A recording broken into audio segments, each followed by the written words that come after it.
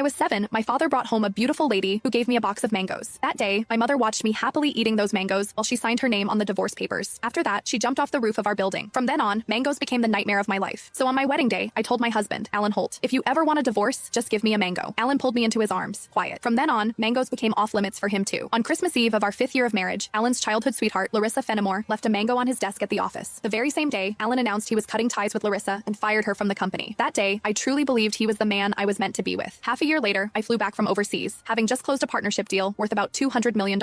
At the celebration dinner, Alan handed me a drink. After I had finished half the glass, his so-called childhood sweetheart, the woman who had been kicked out of the company, stood behind me with a big grin and asked, "Does the mango juice taste good?" I stared at Alan in disbelief, and he was trying hard not to laugh. "Don't be mad. Larissa insisted I played a little joke on you. I didn't actually give you a mango. I just gave you a bottle of mango juice. But I think she's right. The fact that you don't eat mangoes is a real problem. You were really enjoying that juice just now." My face went cold. I lifted my hand and threw the rest of the mango juice in his face, then turned around and walked away. Some things are never a joke. I wouldn't kid around with mangoes or divorce. Ms. Mendez, your stomach condition flared up again because of stress and emotional triggers. If there's something you really don't like to eat, you mustn't force it down again. The next time might not just be a stomach ache. We might have to remove part of your stomach. Stay in the hospital for observation for 1 day and contact your family as soon as you can. When I heard the doctor say that, I went completely quiet. For the sake of a new project, I had been overseas for 39 straight days, working day and night, and I finally made it back in one piece. I never expected that at the celebration dinner, 1 glass of mango juice from Alan would land me right in a hospital bed. Out of habit, I tapped open my pinned chat on WhatsApp, typed 2 words, and then realized something felt off. Looking closely, I confirmed that it was Alan Holt. He had just changed his profile picture. Now, it was a green mango. While I was staring blankly at the chat window, Alan's call came through. He sounded cold. "I'm already home. Where are you?" I said nothing. Any other time, I would soften my voice and act like a spoiled little girl with him. But tonight, I honestly didn't know what to say. Alan sounded annoyed. "Myra, how long are you planning to keep this up?" "I'm at the hospital." Alan went quiet. He had never shown much interest in my health. He would never have guessed that 1 glass of mango juice from him would send me straight to the emergency room. "Stay put at the hospital. I'm coming over right now." I didn't want to deal with him, but my body was so weak that I didn't feel like moving at all. Time dragged by. The doctor came in to check on me 3 different times, and Alan still didn't show up. Right before I went to sleep, I glanced at my phone one last time and saw Larissa Fenimore's new post on her social feed. Every time I get hurt, my knight in shining armor shows up. I'm so lucky. The picture under it was a shot of Alan putting a bandage on her. Larissa's profile picture was a yellow mango. It was pretty, but it made me sick. Alan and I had known each other for 10 years, and he had always known exactly where my bottom line was. After so many years in business, he also knew perfectly well how to keep a proper distance from other women. But now, he kept crossing that line again and again. In that case, our marriage and the newest project I had negotiated no longer needed to exist. I had closed a $200 million